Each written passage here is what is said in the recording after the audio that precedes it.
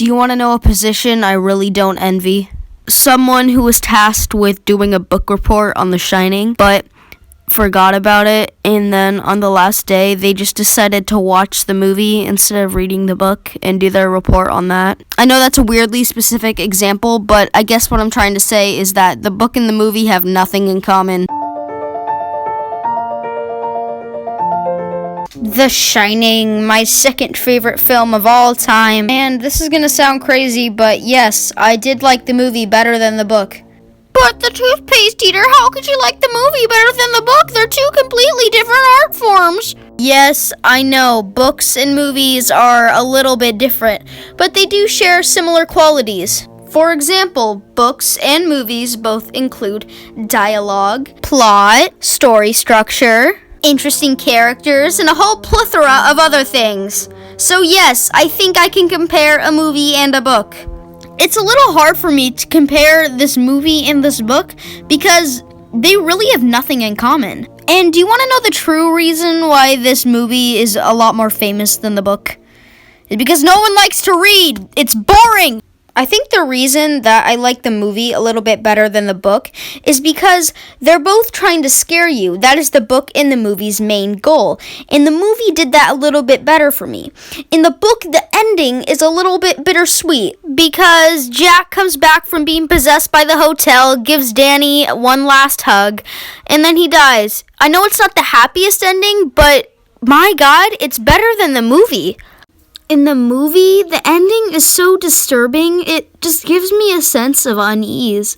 It zooms in on a picture and we see that Jack Torrance, he was here in 1921. My interpretation of this ending is that the hotel has consumed Jack. But I don't really want to get into what I think of the movie and what it represents and all that. We're here to talk about the book versus the movie. The Shining. You've probably heard of it. It's an iconic movie. Now, think of one iconic scene from it. Here's Johnny! Not in the book. Come play with us, Danny. Not in the book.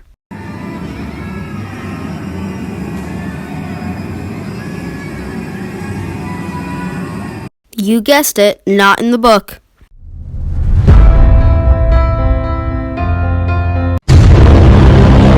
In the book, Wendy is a gorgeous blonde, and in the movie, she's, Shelley Duvall.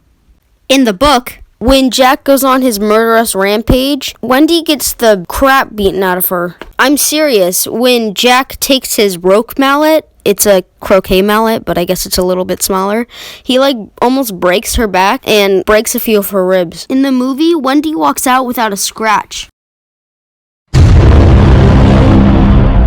Danny is basically the same in the movie and the book. This is where the differences really lie. In the movie, Jack is a crazy man getting crazier. At heart, he truly does want to kill his family. The ghosts are really just helping him do that. In the book, when Jack goes insane, it's treated as a tragedy. Jack is being possessed by the hotel to do something he truly does not want to do. King is using the hotel as a metaphor for alcoholism, something he has dabbled with himself. But the toothpaste eater, the Overlook Hotel, isn't a character. I disagree strongly! The Overlook is the antagonist, the villain of the story. It has more character than any of them. In the book, the Overlook's presence is a lot more intimidating. It literally resurrects wasps just to sting Danny. In the book, Jack was a teacher, but he lost his job because he attacked a student. And he saw that same student in the bathtub dead. In the movie, it's a little bit different. Jack sees this beautiful woman in the bathtub, and then she slowly disintegrates into this disgusting corpse. I can totally understand why Stephen King doesn't like this movie, because it really doesn't have too much in common with his original novel. That's about all the differences I could find for The Shining.